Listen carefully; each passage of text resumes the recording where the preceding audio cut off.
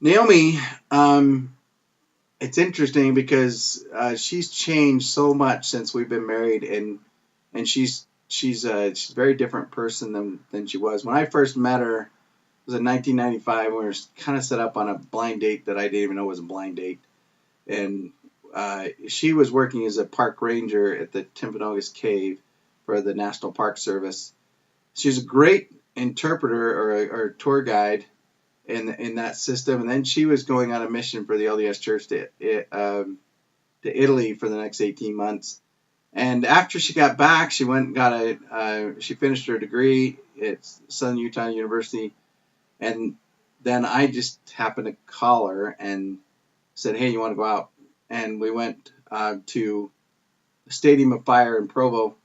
And the fun thing about that was that my dad was a Letterman fan. If anybody knows the band, the Letterman from the '60s, but it was a vocal group that was nationwide. But I mean, they're a pretty big band at the time.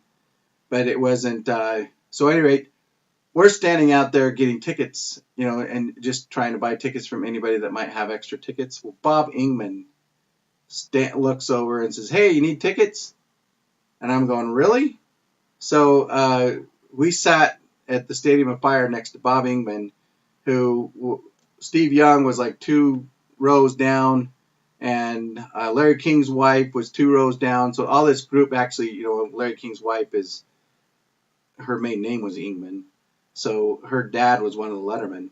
So it was. So we had this group from L.A. and California that was there at the Stadium of Fire in Provo, and anyway, it was just kind of a bizarre thing. I don't think that they knew how big of a fan my dad was, or even me growing up. So because that's what I was exposed to at an early age was the Letterman and that type of music.